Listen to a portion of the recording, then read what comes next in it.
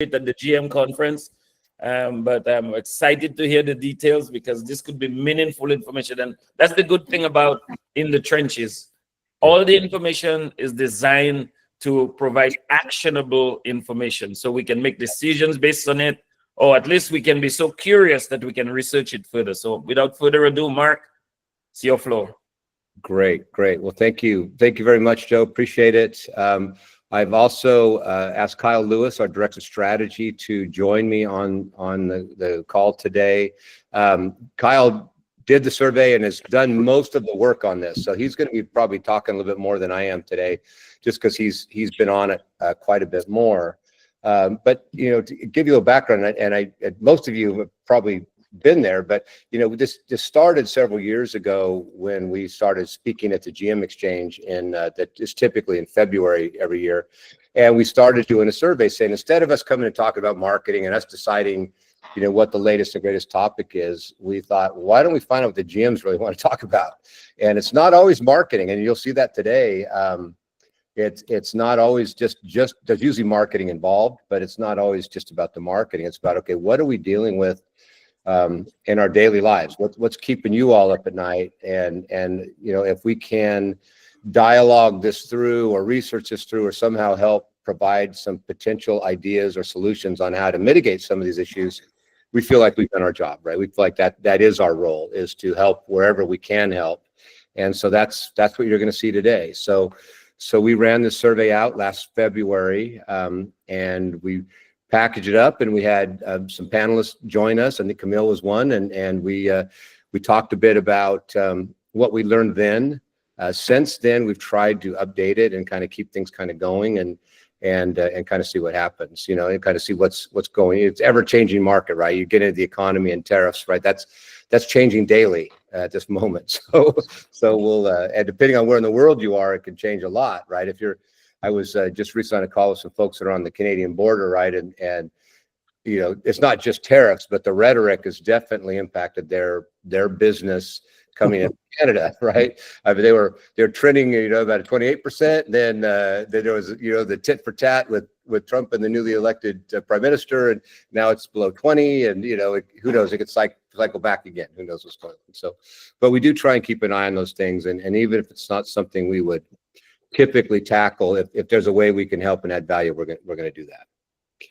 So almost everybody on this call, I think, knows us pretty well. So I'm not going to spend a lot of time talking about Catalyst, but we are a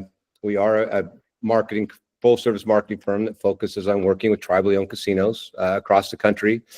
We've been doing it 30 years, right? We started out early on with when Table Mountain was a bingo hall, and we've taken them through all their iterations, and also Black Oak and kind of the West Coast. And then over time, we've expanded across the country. And so we've got a crew of 30 that spent a lot of energy on this, many of which worked in a casino prior. And so they've got some pretty good hands-on experience as well as you know, learning the agency side.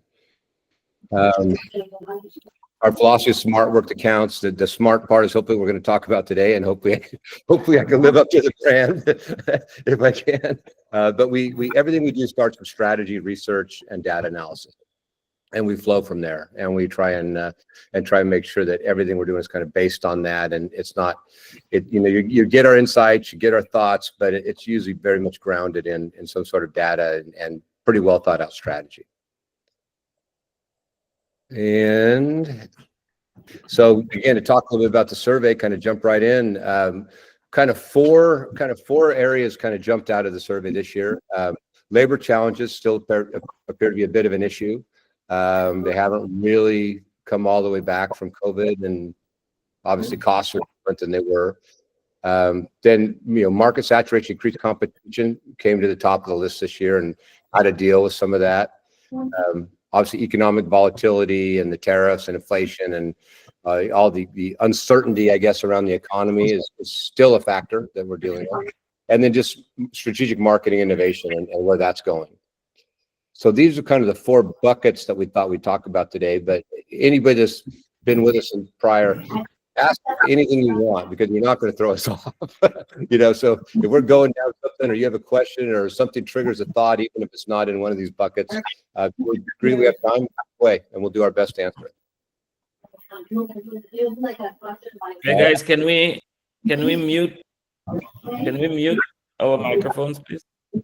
Do you guys hear background noise on my microphone?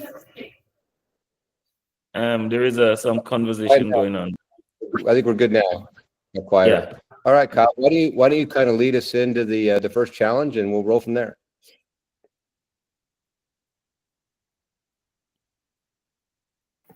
Okay.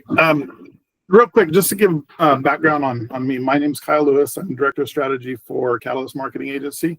My entire adult career has been spent in gaming operations. So started in Southern California at a large property down there, and have worked for several tribal properties across the country.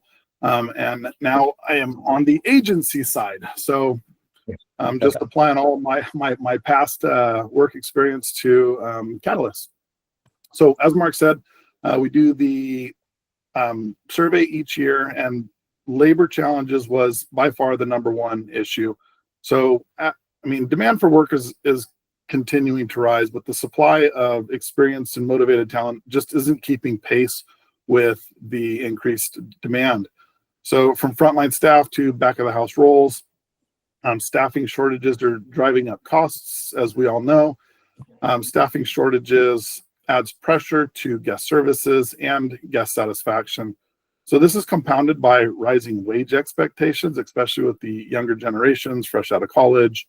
And then labor unions are always advocating for better pay and conditions.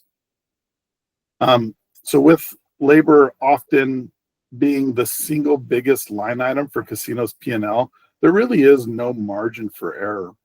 And the real cost of turnover goes beyond just the bottom line. It impacts employees' morale and reduces productivity. So how do we shift from being reactive hiring to becoming proactive regarding employee retention? Well, complete total compensation packages beyond just benefits and career growth. Employees stay now longer where they see they have an opportunity to grow. A study in 2024 done by the Society of Human Resource Management showed that companies with robust benefit programs and growth opportunities saw 45% lower turnover than companies with minimal packages and fewer growth opportunities. Recognition as a strategic tool that drives morale, performance, and loyalty. It must be a part of the company's culture and not just the occasional shout out at your annual Christmas party. So programs need to be intentional, they need to be frequent, and most importantly, they need to be authentic. Employees need to feel they are seen and know they provide value to a company, and that goes from managers all the way down to your EVS staff. And there's also some technology opportunities to support staff, not just replace them. That's a big theme with AI. Is it's a tool used or best used to help support staff, not replace staff. So some AI tools can be, scheduling, and to take up some of those time-consuming tasks. And you want to view labor as a strategic approach, not just as a cost, but as a competitive advantage. So treat employees' journeys just like you would a guest experiences, and treat employees the same way you would treat guests when they're not working. Before being in the casinos, I worked for Aspen Ski Company, and one thing that stuck with me throughout my entire career has been that they trained their employees to treat their employees when they're off the clock just as well as they would when they were as any other customer. And I think that can be carried over. And then you want to leverage your AI for predictive and human resource analytics and scheduling. Yeah, one of the calls I was on this morning, and I hadn't really thought about it this way as it relates to AI, but it is interesting. It said, you're probably not going to lose your job to AI. You'll lose your job if you don't figure out how to use AI, which I thought was kind of an interesting distinction. It does a lot of stuff, but it doesn't really replace, and we use it a lot, obviously, and it doesn't, and we can usually tell when somebody else is using it pretty quick now, but so it's not the end all be all, but it is a great tool. but you still have to learn how to know how to use it and how to use the information provided by it. And to the people that can kind of somewhat master that, it is quite of an advantage. But I think you can't sit around and pretend it's not going to have an impact, though. And I think there's still that segment of the population is still thinking, wait a minute, I don't know, I don't know about this AI stuff. You need to at least learn a little bit about it. Could be impactful. And then one of the things that Kyle had mentioned that I just wanted to reiterate on, they used to, we talk about Maslow's hierarchies back to our college days, but one of the things that always stuck with me about that one is money is a compensation. Financial compensation is actually considered more of a dissatisfier. It's not. Also thought was an interesting distinction. You give people want their wages or salary, and they want to take care of their families and feel well compensated, and that is important, but it will only less dissatisfied. It won't actually motivate behavior like recognition, and sometimes that gets lost in translation. So a couple things to think about. Any other thoughts on the labor side? I mean, anything anybody else is doing that you feel is really helping with the labor issue? Hey, this is Scott. One thing Kyle and both you, Mark, have said, taking what Kyle said to the next level is, to do your due diligence with the demographics of your employee base too, to endeavor to sync your benefits towards the right demographics. Because, when I started looking at this, when I was in Louisiana, kind of the before COVID and after COVID, and what we expected to happen had indeed happened. We had, more people that were over 65 that did not come back. And, so we could adjust our benefits accordingly. So I think, not only do you treat them well, but you should know as much about your employee demographics as you know about your customer demographics. That's a good point. It's a good point. It's a great point, actually. Really? Yeah. That was it. Well, good. Good. Yeah. That was awesome, buddy. That was the point.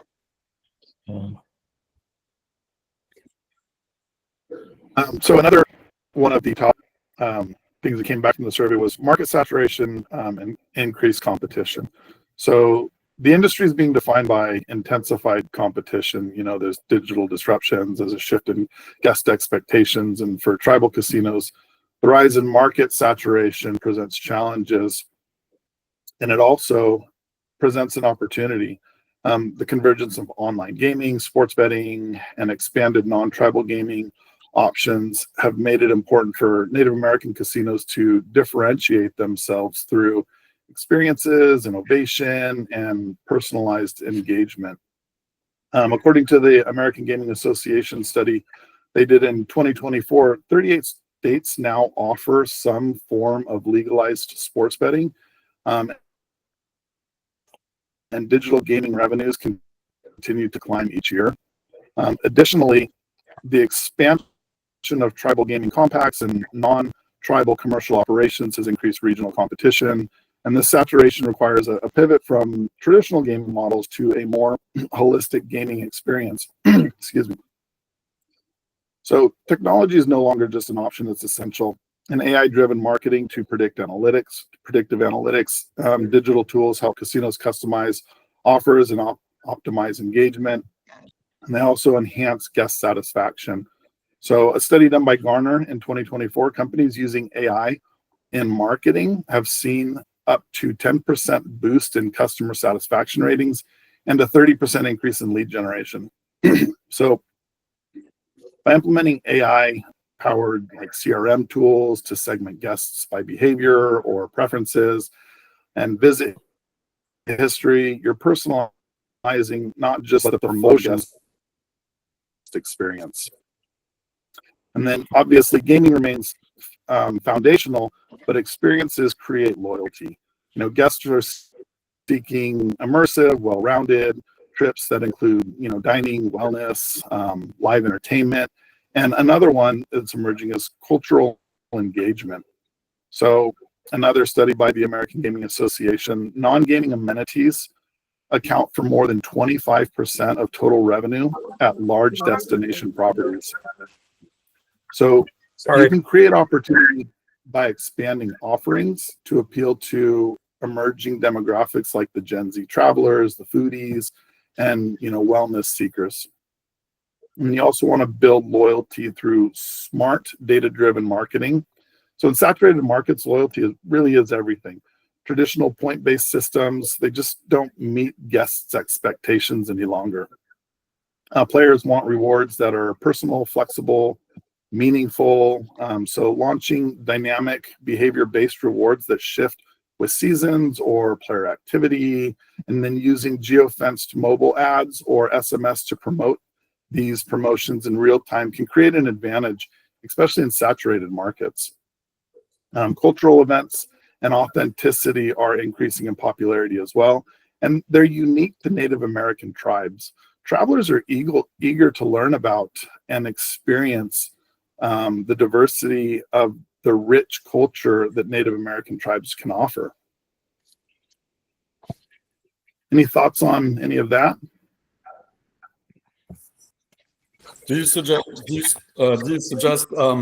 that the casino operators or the marketing people all sign up for their competitors' players club and receive their offer, spend money from their budgets to play at floors? Because that's what we did in the old days. I don't know if it's still popular. I think it's a lot. I think it's actually that on steroids. I mean, it's really trying to understand. There's two things kind of going on, and if I had a whiteboard, I'd draw my little three circles that most of our customers have seen probably too many times. But you really want to figure out. There's the guest circle, right? What do your guests really want? What are they really after? And you got to know that, and you got to get it now because of the saturation in a lot of these markets where you've got 3, 4, 5 competitors within an hour of each other, and now the state might be in with their program, and you've got to really understand what's in the head of your guest, right? What's driving their behavior? Why do they come to your property more than another property? There's something driving them, right? It's not. In some markets we see a lot. It's heavy transaction. You see a lot of it's kind of driven by promotions, but in most of the markets we're in, it is driven by experience. People go where they feel better, and there's nuances to why they make those decisions. And you really need to try and understand what those nuances are beyond the obvious. And that's where competitive advantage lies. And it's hard. It's actually hard to get there, but we spend a lot of time talking to your guests and ask them the hard questions. Why here and not down the street? Why am I getting, I probably will get 100% of your play. Why am I getting 80%?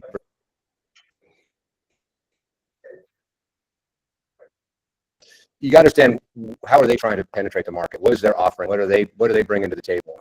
And then you look at your own property and you kind of say, okay, here's what I bring that my guests really want, that my competition is going to have a hard time matching. Right? They're not going to be able to match me on this and this and this. And I happen to know from talking to my guests that this is what they really want. And that's where you got to lean in. That's where you lean in to get that extra trip.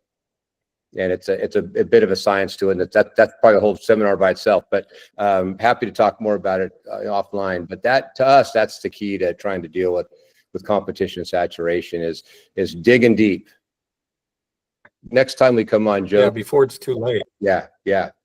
So we are actually working on something right now. We're trying to get very deep into the head of the tribal gamer, the people that game at a tribal property, which, as we know, is a bit different from the people that game in Vegas, right? They go for different reasons.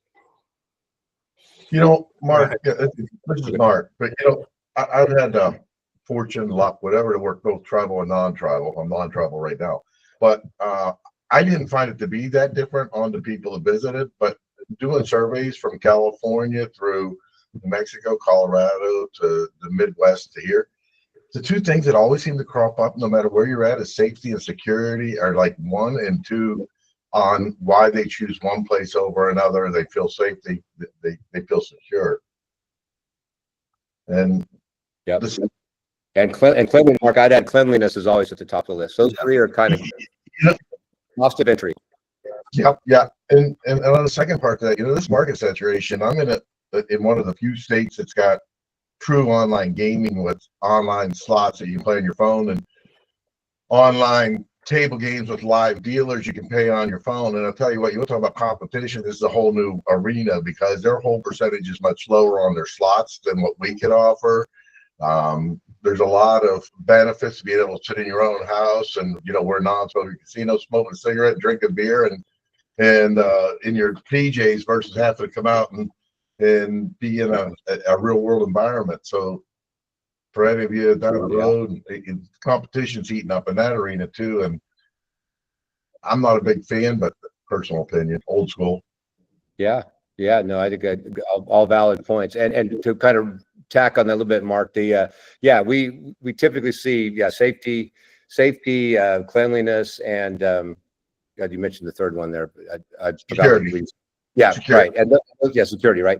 Those are top of the list all the time. And now if we get into a market where that's an issue, then, you know, that's kind of low hanging fruit. You know, if we got, you know, competitors they have maybe a safety issue or a cleanliness issue, but typically we got to dig a lot deeper, you know, to figure out the nuances. Because that if you're not safe and you're not clean, you know, you're kind of almost not even in the hunt. And then, but how do you? Where the hard part really comes in. We missed. Just rewind, Scott, just like 15 seconds, and say what you said in the last. We missed it. Oh, I'm sorry, and I apologize for my internet. I've done about everything I can think of. Can you hear me okay right now?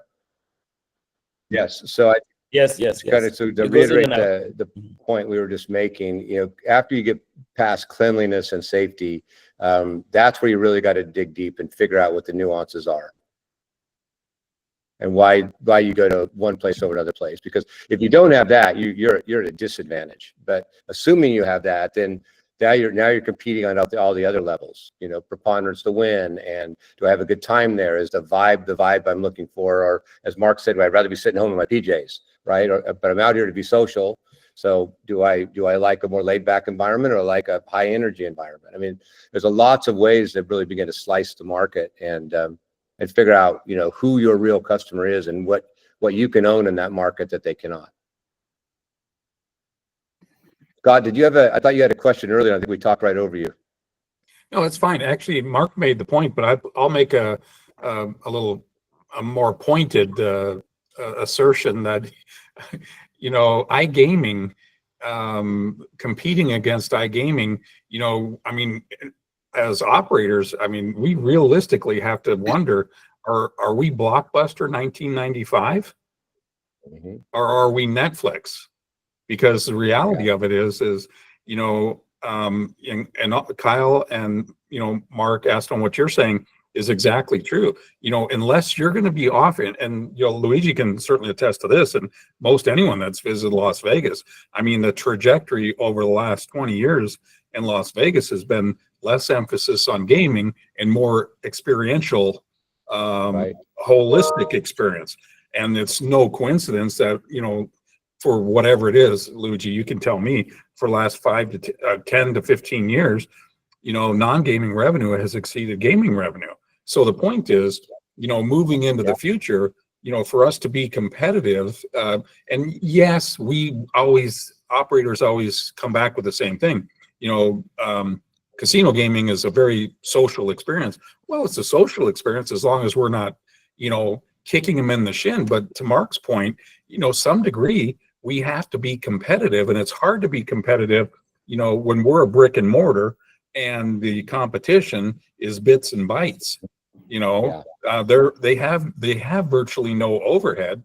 So, you know, being able to compete with that, the only way you're going to do it, I believe, and I think what I'm hearing from Mark and ASTONE and Kyle is, you know, we have an opportunity to make that an experience, kind of get practiced at making an experience, because the future is much closer than we think. I think if you don't, you're gonna have a real problem, as you said. You'll have the problem Blockbuster has. Right. Product nobody needs or wants anymore. So yeah, good points. Yeah. Good. Also, to touch on what Luigi had mentioned in the beginning was, yeah, we always sign up for Players Club cards whenever we go to properties. We want to see what the bounce back offers are, and you know, I've proposed a couple of times at different properties the budget to go spend at competitions, but seems to have gotten shot down every time now. I think the trend has moved away from that, but you'd be surprised how many customers will bring their offers in and show you, especially if they're getting a better offer at the competition. They will bring it in and say, hey, I'm getting this offer from the competition, and you know, it's not as good as what you're sending me. And you know, the general assumption is the play levels are very similar. I mean, there's going to be some variance, but you know, for the most part, their play is going to be similar if the casinos are relatively close. But yeah, definitely sign up for the Players Club. And then just, if you want to know, ask your customers, hey, bring in some offers that you get from the other properties. I'd like to see, you know, what they're sending you. And the assumption is that the gaming level's similar. Yep. And you know, our focus group's still popular. We used to bring in 10 players, and then we'd have them for an hour in the morning. We'd feed them lunch, and then we'd have them an hour in the afternoon. And you know, they would give us a wealth of information with 10 people. No, I think focus groups have their place. I mean, it depends on what type of research, what type of data you're looking for. But yeah, we still have a lot of clients who do focus groups, and it's usually pretty enlightening. Again, you do get into the subtleties at some level with your competition and what's really driving them. If you got somebody good talking about it and stuff. We like the broad-based trend stuff too. So I think both have their place. You know, the larger research where you're trying to get really broad trend information is helpful. And then we like the focus groups to kind of dial it in, particularly when we get by tier. We really want to look at those mid and upper tiers and what's really driving behavior. And sometimes you get, you know, some interesting stuff. We were just in a focus group the other day that I thought was interesting in that, you know, the most of the players pretty much told our client they thought they shouldn't do any more promotions, any more card giveaways. They felt like that really wasn't a motivator. They felt like they felt better if they were getting more comps at the hotels, more dinners, more free play, more other on-property amenities, and maybe do away with some larger promotions, which was I thought kind of interesting. You know, I don't have enough to make a call on that. It was one property, one focus group, but it was interesting what they were saying. It was something that we hadn't really thought about a lot before. You know, we kind of run your A, B, and C promotions, and they, you know, you do your pre and post formas, and you're looking at, you know, how it's kind of working, and you don't really think about, man, maybe we should just break this model and look at it completely different.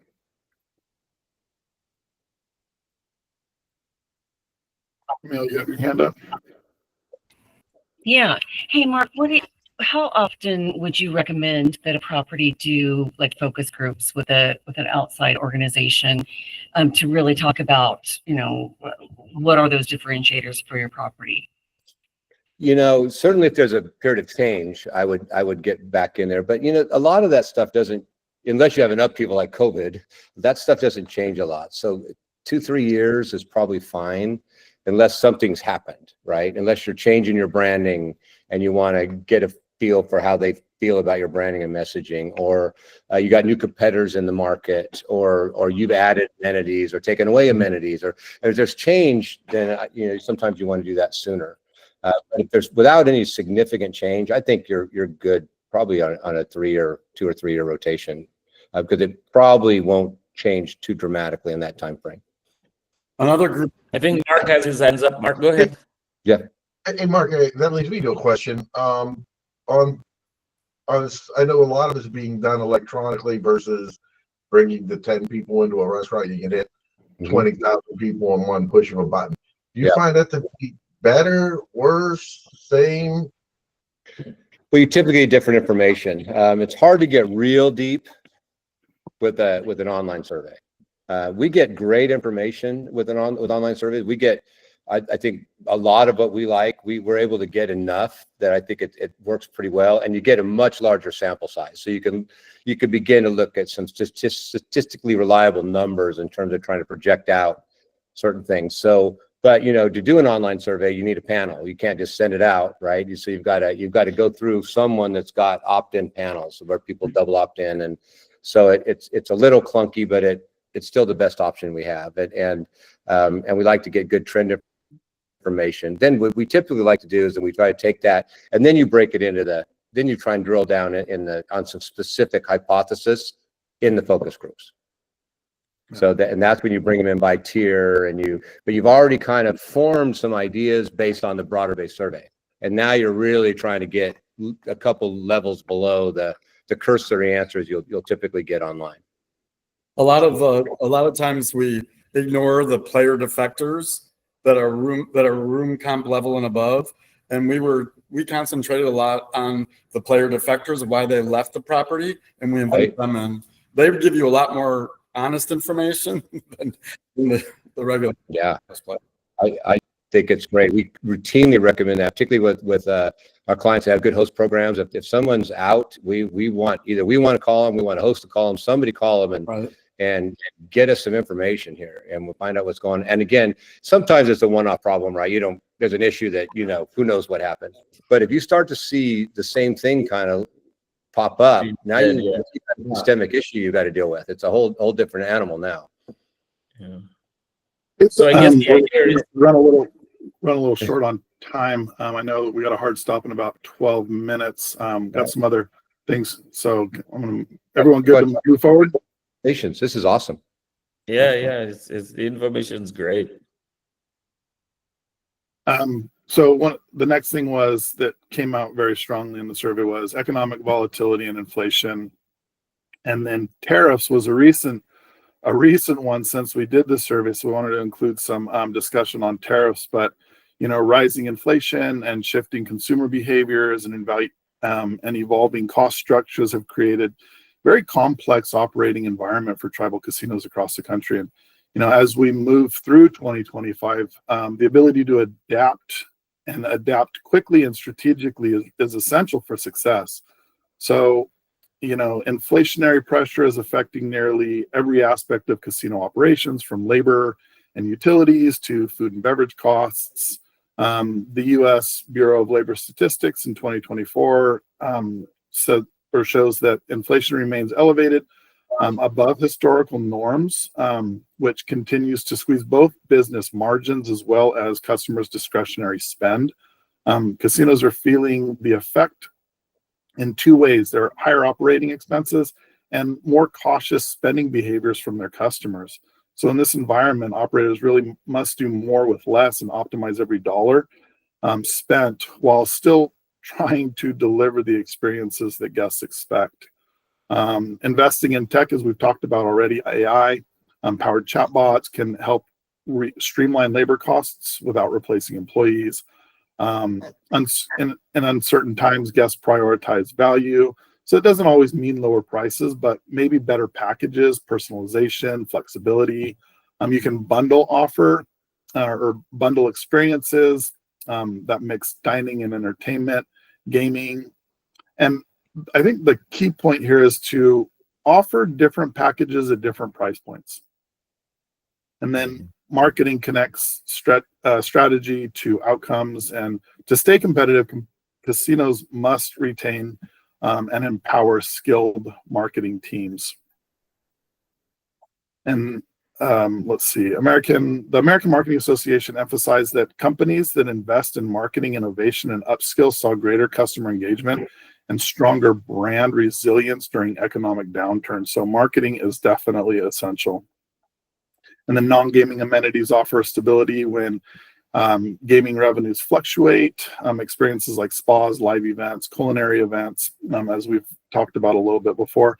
But I would really like to dive into tariffs, the challenges that tariffs have brought upon. So obviously newly imposed tariffs on tech and promotional items, construction materials, and increased costs are definitely disrupting planning for capital projects, promotions, and operations. And I kind of wanted to punt this one to Joe and see if he had any thoughts on how tariffs are impacting your customers and what you guys are seeing from Imagine This's side.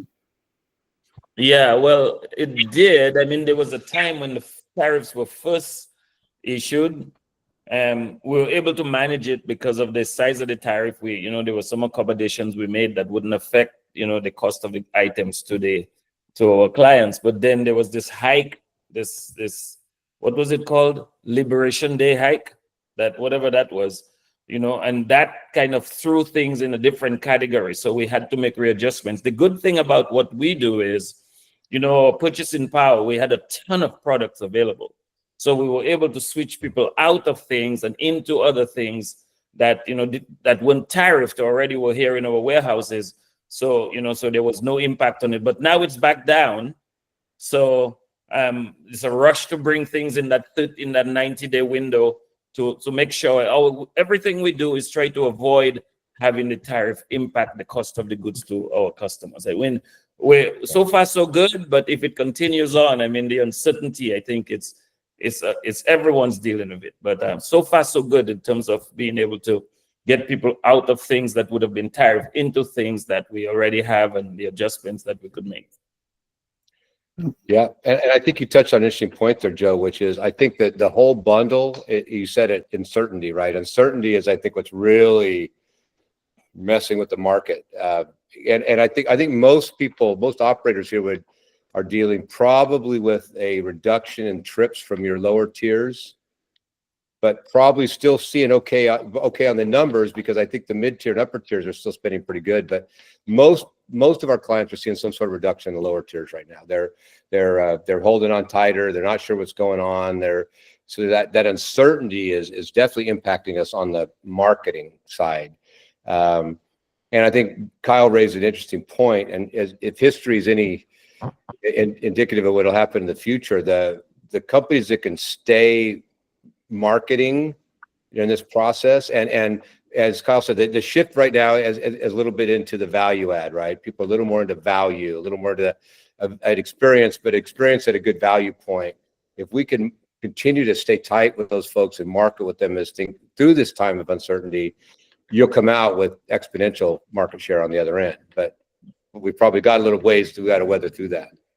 Yeah, I guess the thing is too is perception is what stops the spending in a sense, right? I mean, regardless of what has happened in the last few months, it hasn't really impacted us truly, in terms of some cost increase, but the perception that it's going to has actually, make people hesitate to spend, and disposable income in their mind becomes less and less. Yep. Now that might change again pretty soon, right? If it looks like stability is around the corner, then that perception might change again. So maybe put us back to a place we were. But you're right, uncertainty is difficult to quantify, Yeah. Yeah. On the other end, of course, I know the GMs are dealing with the increased cost, not just labor costs, but inflation costs, tariff costs. So, and I know that's outstripping revenue right now, I think, for the most part. So I know a lot of your folks are dealing with that as well. Yeah, and another good way to mitigate it is just, to stay agile, to stay informed, and be ready to pivot quickly if you need to. Any other thoughts on this before we move on?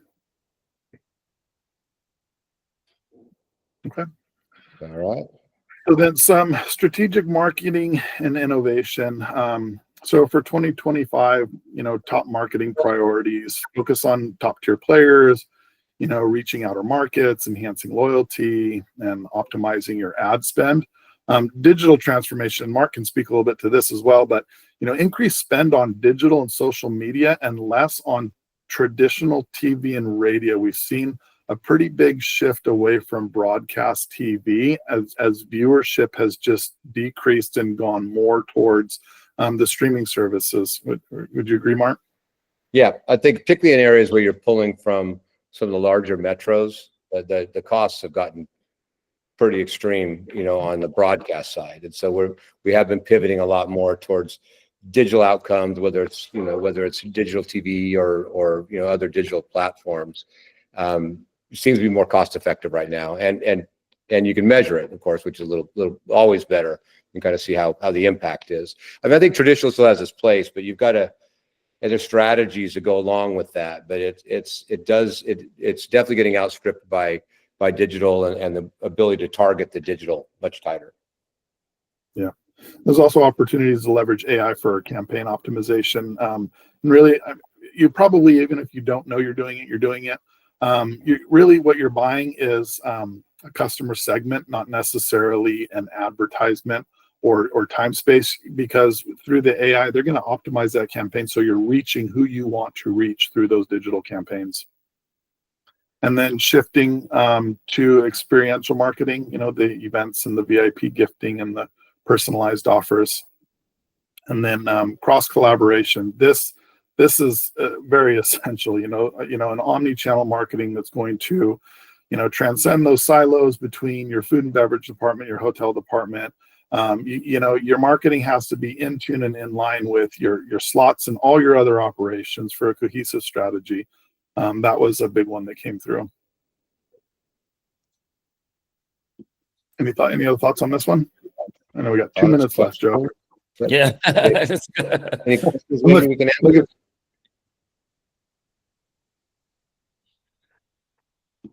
Did we lose someone?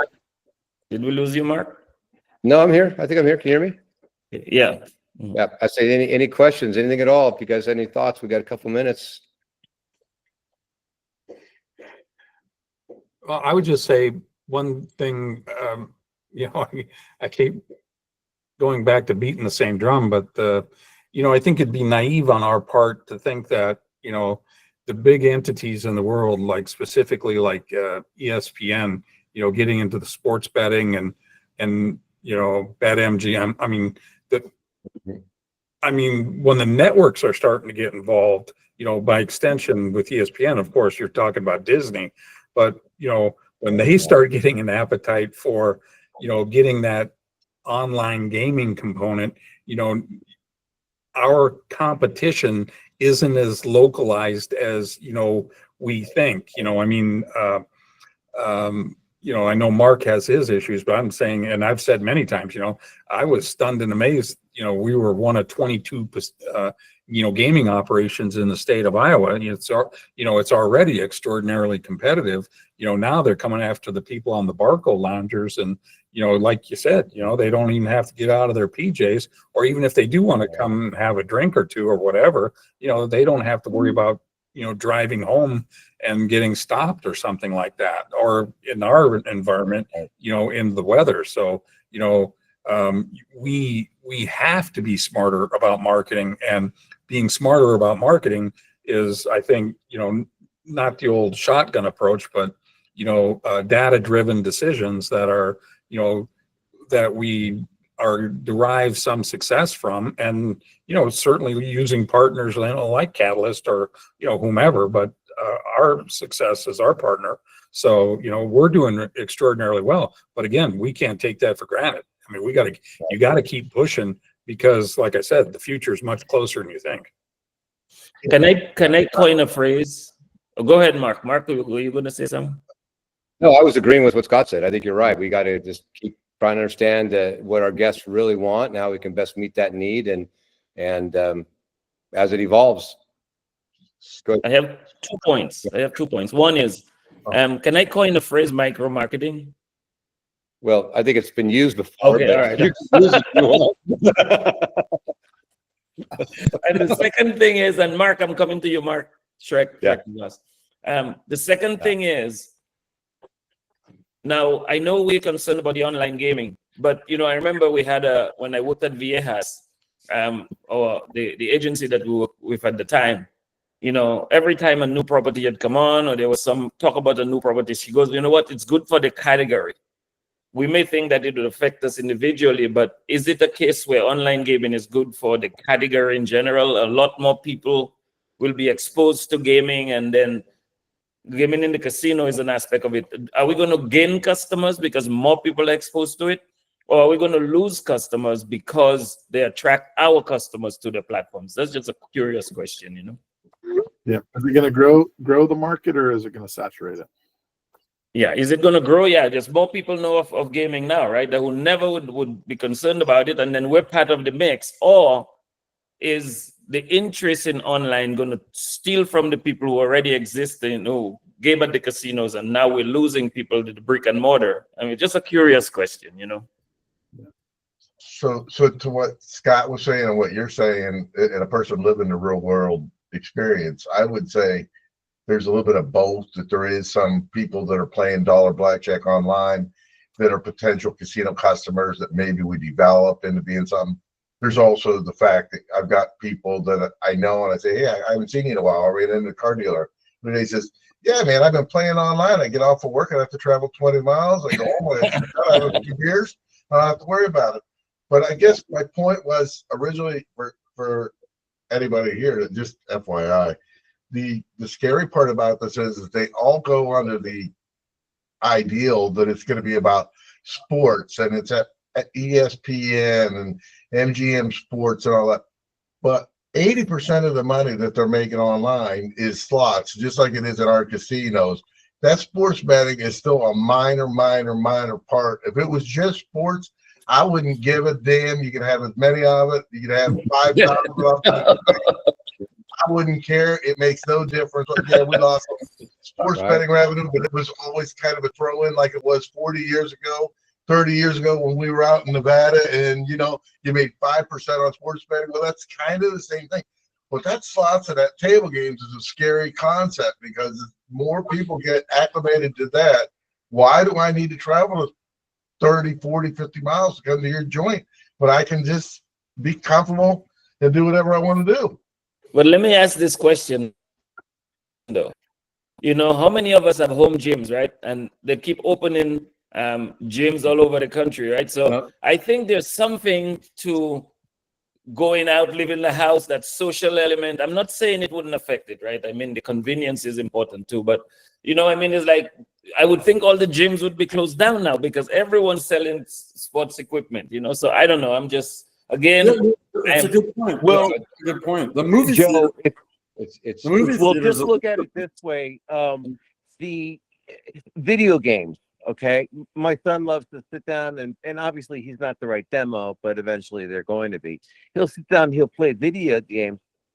But then, of course, they hold industry events or competitions where it's like arenas, and you're literally sitting there paying tickets to watch somebody play a video game on a big screen. So that social element and being with people, I don't think that's just we were talking about Maslow hierarchy of needs.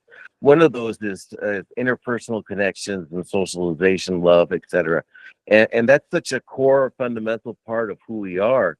So maybe it's going to evolve into more of a hybrid model. Well, yeah, people enjoy that experience at home, but they also want to do something with other people in a group setting that leverages what the experience was at home, but with other people. So, maybe that's really where it's going to be at. I think you're exactly right. I think that the social aspect, the experiential aspect, there's a segment of the market that wants that. And they're gonna continue to seek that out. But I think you're not wrong. I think there's a segment of the people, and the home gym's kind of had a bad idea. There's some people that love to work out at home and get a great workout. I am not one of those people. No matter what I do, I go to the gym all the time. Equipment every 6 months, and it's 6 months later. But some people, love to work out. So I think that's a good analogy. Yeah. There, Well, another analogy is a section. Point. All right, folks. Thank you so much. We got to end there. I do have a hard stop right now. Thank you so much, Mark and Kyle, for sharing that information. Very interesting discussion. Thank you for everyone attending, and look forward to the next In the Trenches in June. All right. Love it. All right. See you guys soon. Thank you. Thanks, Mark. Well, thank you, guys. Bye now. Thank Take care.